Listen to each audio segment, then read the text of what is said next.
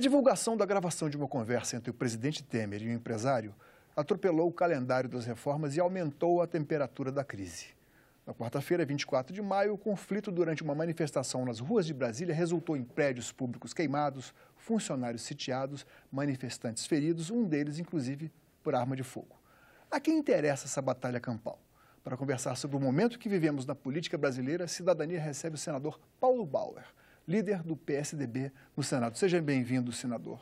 Obrigado, Paulo. É um prazer estar aqui na TV Senado, conversando com você e com todos os telespectadores de todo o Brasil. Senador, uma manifestação dessas que se pretendia pacífica contra as reformas, que já tinha sido anunciada há muito tempo, trouxe milhares de pessoas a Brasília, mas ela degringolou, houve violência. E o senhor concorda que houve violência de parte a parte? Não foi só dos manifestantes? Ou o senhor concorda que seriam pessoas infiltradas dentro da manifestação? Primeiro, é preciso registrar que manifestações fazem parte do processo da democracia. Elas são formas de demonstrar alguma inquietude, alguma rejeição ou até a aprovação de alguma decisão, de algum ato público que diga respeito ao interesse do país e das pessoas. Portanto, nós não podemos questionar e criticar a manifestação em si. Agora nós temos uma manifestação organizada, por exemplo, pelas centrais sindicais. Esta que aconteceu em Brasília e outras tantas, Brasil afora, existem, acontecem, devem ser comunicadas às autoridades para que seja tomada providência, para proteger, inclusive, os próprios manifestantes de qualquer eventual situação de conflito, de agressão ou de qualquer descontrole. Agora, tivemos, por exemplo, em 2013, grandes manifestações no Brasil, muito maiores do que esta que vimos agora recentemente aqui em Brasília. Manifestações ordeiras que aconteceram, milhões de pessoas foram à rua, na Avenida Paulista, em todas as cidades do Brasil, e não houve nenhuma situação de conflito, mas houve sim alguns casos, por exemplo, em São Paulo, dos Black Bloc, que quebraram, que depredaram bancos, etc., etc., a polícia agiu, não pode deixar de agir.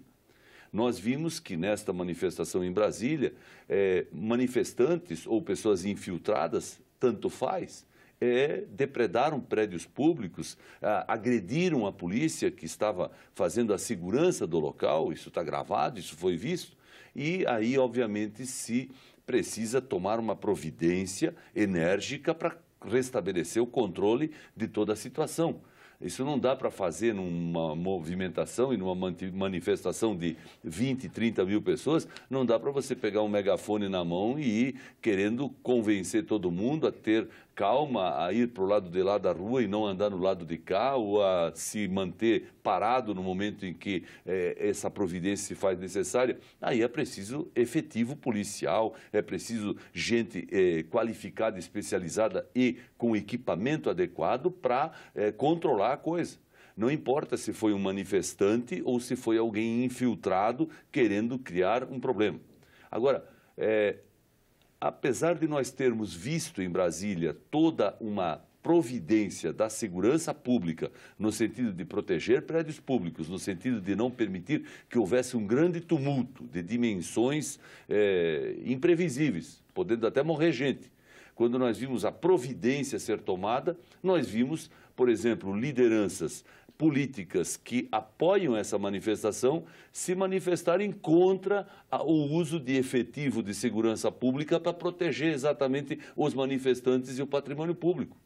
A gente tem dificuldade de compreender por que nessa hora aquilo que nós temos de melhor, que são as nossas Forças Armadas, que é o nosso efetivo policial, que serve para cuidar das pessoas, acima de tudo, entra em ação e aí se questiona a presença dessa força policial nesse momento, nessa manifestação, achando que isso é antidemocrático, achando que isso é uma forma de intimidação. Não é. O senhor acha que é apenas colocar as Forças Armadas e apenas mexer com algo que está no imaginário da população, que não se justificava, então, colocar? Não, eu acho que se justificava, exatamente. Eu acho que precisa ter o efetivo, precisa... Você não chama um padre da Igreja Católica para cuidar de manifestação. Você não chama deputado e senador para cuidar de manifestação, você não chama advogados para cuidar de manifestação. Para cuidar de manifestação, você chama quem? Chama gente qualificada, polícia, militares, gente que conhece como deve ser feito e de que forma se faz, sem prejudicar, sem agredir o direito das pessoas de irem e virem, mas protegendo uma pessoa da outra, eventualmente se alguém lá estivesse praticando algum ato de agressão e protegendo o patrimônio público. Portanto, a manifestação é legítima, deve acontecer. As Forças Armadas elas não estão reservadas para uma ruptura institucional para a defesa da nação? Você acha que chegou a esse ponto? A presidente Dilma, quando presidente, chamou a Força Nacional para ir ao Rio de Janeiro, garantir a tranquilidade e a segurança pública por conta da manifestação que havia de grupos organizados contra um leilão de privatização, por exemplo, de áreas de petróleo, de reservas petrolíferas. E ninguém contestou isso. Na época eu era oposição... Mas a Força Nacional ela não faz parte das Forças Armadas. Sim, mas você tem que entender que nós tínhamos uma manifestação de 40 mil pessoas e a Força Nacional não tem o efetivo que tem as Forças Armadas para tomar providência. As Forças Armadas, por exemplo, já foram ao Rio de Janeiro em época de grande conflito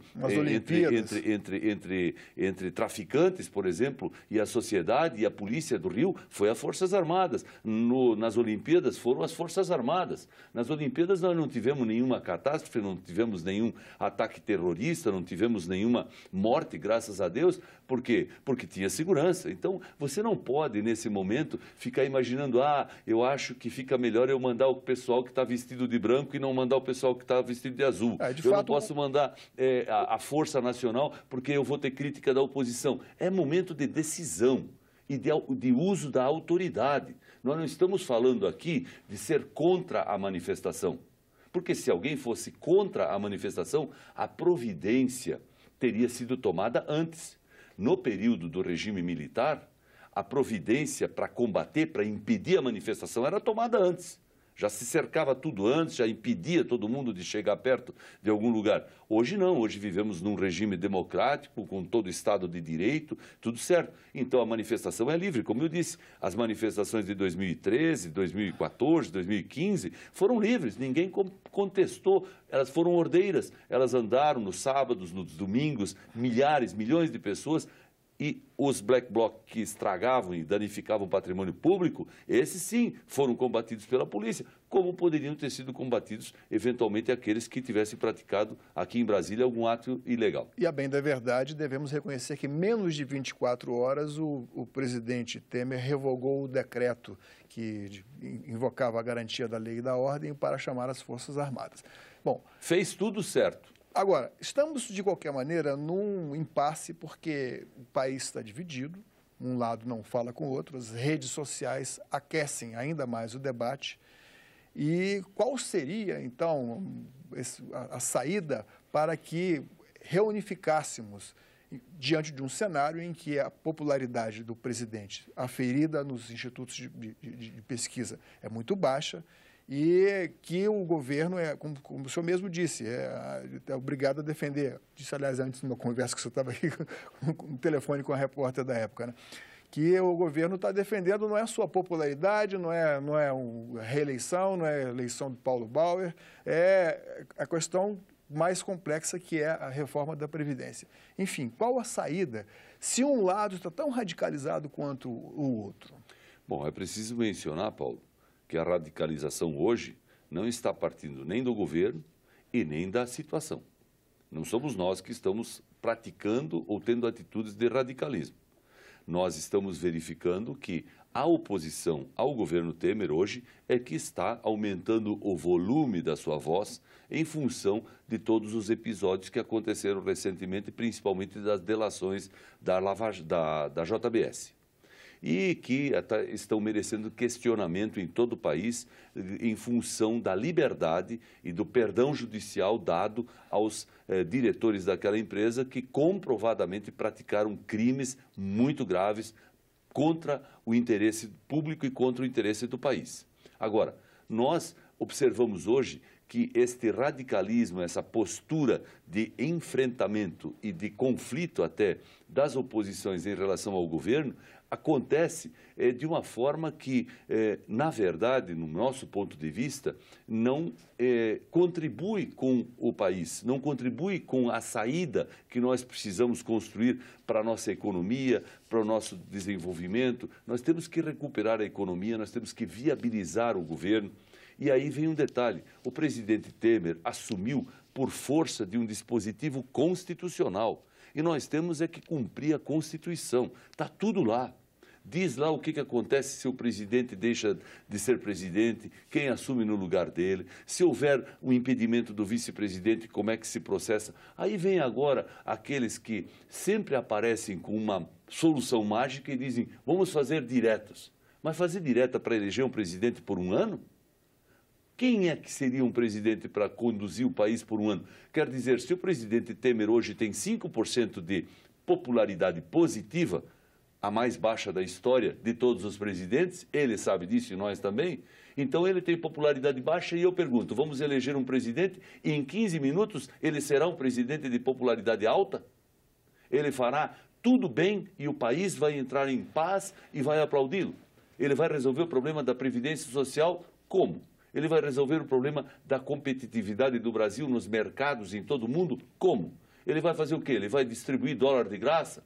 Ele vai fazer um plano cruzado para todo mundo poder comprar o dobro do que compra, com a metade do dinheiro? Não tem milagre, não tem como eleger alguém hoje e imaginar que este alguém, não importa quem seja, vá resolver os problemas do Brasil sem que a gente tenha que discutir cada assunto, tenha que tomar providências que não vão agradar todo mundo, essa é a verdade. Por quê? Porque a festa foi muito grande, durou muito tempo, agora a gente tem que pagar a conta. O que não foi feito em 12, 13 anos de medidas, de providências, de acertos, de providências viabilizando mais emprego, mais economia, mais atividade econômica e privada do que atividade pública, o que não foi feito agora vai ter que ser. Eu sou de Santa Catarina. Faz 12 anos que nós estamos esperando a obra do novo aeroporto de Florianópolis. Quem conhece Santa Catarina, quem conhece Florianópolis, sabe que nós temos lá, com todo respeito a todos os usuários de rodoviária do Brasil, nós temos um aeroporto que parece uma rodoviária de um fim do mundo. Não há possibilidade e condições de se usar aquilo numa cidade turística, numa cidade polo, numa capital de um estado como o nosso. Agora acabamos de ver a licitação ser feita para privatizar. E tem uma empresa suíça que já administra o aeroporto de Cofins, que vai administrar e vai fazer investimentos de mais de 3 bilhões lá na capital de Florianópolis, no aeroporto novo. Então, para que a gente faça as coisas acontecer, é preciso que a gente tome providências. Senador, vamos voltar um pouquinho aqui para o centro do assunto. O presidente Temer, num discurso, um pronunciamento logo após a divulgação dessas conversas dele, ele se referiu a um momento em que de uma recuperação, início de recuperação da economia, e ele atribuía isso a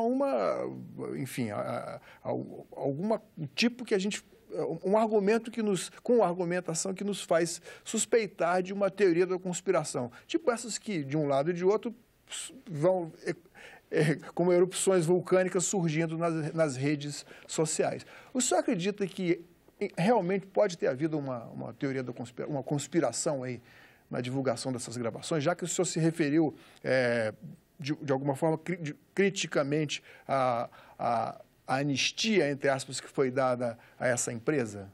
Veja, a questão não está na delação em si, porque a delação é um procedimento legal, juridicamente definido, e ninguém está imune à lei, nem o presidente da República. A lei foi feita para ser cumprida por todos, pelo presidente da República, pelos senadores, pelos deputados, por todas as autoridades e cidadãos. Ninguém está acima da lei. Agora, o que aconteceu nesse caso foi que houve um vazamento da delação, das informações. Vazou. A imprensa soube e imediatamente anunciou isso, e aí se disse na imprensa que o presidente teria participado de um conluio ou de uma conversa com o propósito de comprar o silêncio de um presidiário. E depois, quando se foi ver a gravação, não está exatamente desta forma e nem neste foco a conversa do presidente com o diretor da empresa, que, aliás, gravou o presidente antes de a delação ser homologada. E gravar pessoas sem autorização judicial é um crime. Então, mas tudo bem, se aquele empresário usou aquela gravação para buscar a sua liberdade e buscar o perdão dos seus crimes num processo de delação, é a justiça que deve definir e decidir se esse procedimento do empresário foi adequado ou não. Mas voltando à questão da própria notícia, da própria informação, nós temos que reconhecer que houve um dano, houve um momento de grande impacto na figura do presidente da República quando se anunciou que ele estaria querendo comprar o silêncio de alguém, o que comprovadamente não aconteceu. Obviamente que outros trechos da conversa foram questionados e são questionados, mas o presidente está colocando a própria gravação em análise e pedindo análise técnica, porque ele coloca dúvidas sobre a perfeição daquela gravação. Como só ele e o empresário conversaram, eu não estava lá, você não estava lá, não tinha mais ninguém. Não, porque foi na garagem do Jaburu. Então ele e o empresário sabem o que conversaram. Se eles falaram da ecologia, se falaram de futebol, se falaram de meio ambiente, e isso foi eliminado da fita, é evidente que a fita teve alguma manipulação e aí pode-se tirar tanto a conversa sobre o futebol e sobre o meio ambiente, como você pode tirar também uma frase que foi dita pelo presidente ou pelo empresário e que, evidentemente, eliminaria o conceito e a caracterização de crime. Eu acho que nós já estamos vivendo agora o momento do, vamos dizer assim, do equilíbrio, porque passou aquele momento inicial em que todo mundo achou que o presidente realmente tivesse praticado um crime, entrou naquela fase em que se precisa avaliar o contexto da conversa toda e, inclusive, a qualidade e a legalidade da fita ou da gravação, para agora pensarmos e decidirmos o que é melhor. Ninguém está abaixo da lei. Melhor dizendo, a lei está acima de nós todos, inclusive do presidente da República. Ele deve se entender com o judiciário a respeito dessa questão. Mas nós temos que nos preocupar com o Brasil. E nós, preocupados com o Brasil, temos que continuar votando, o governo tem que continuar funcionando e o presidente tem que continuar no posto, cumprindo o seu papel até o dia em que isso for possível e permitido. Entre o tempo jurídico e o tempo da mídia cobrando reações, a população cobrando reações, esse é o equilíbrio? Qual seria o equilíbrio perfeito aí? Dá para esperar esse tempo jurídico? Eu penso que dá. Nós temos a necessidade, e isso é da nossa natureza, sempre de ter respostas e providências imediatas para tudo. Quer dizer, se nós tivéssemos que tomar a decisão no dia do vazamento, nós já teríamos deposto o presidente da República. Porque naquele dia o Brasil inteiro achou que o presidente estava praticando um ato ilegal de comprar o silêncio de um presidiário. Isso não acontece. Graças a Deus. Então, há necessidade de se dar este tempo à justiça, ao acusado, para que a gente tenha uma decisão justa. E, nesse tempo, a melhor providência é a gente continuar com serenidade e responsabilidade, tocando o barco e avançando nas questões fundamentais para o país. Se não fizermos assim, o país para. E ninguém quer que o Brasil pare. Nós precisamos seguir em frente. Senador, muito obrigado pela gentileza de ter vindo aqui ao nosso estúdio. Será recebido quantas vezes quiser aqui para falar sobre o assunto. Esperamos também falar mais de agenda positiva, que o Brasil siga em frente de acordo com o que todos nós queremos. Muito obrigado. Obrigado a você. Um abraço a todos. Mande suas críticas e sugestões para nós. Ligue para o Alô Senado 0800 61 2211 ou mande um WhatsApp para 999 61 1616. Se quiser ver de novo, baixar este ou qualquer um dos programas da TV Senado, acesse senado.leg.br/TV. Obrigado pela atenção e até o próximo Cidadania.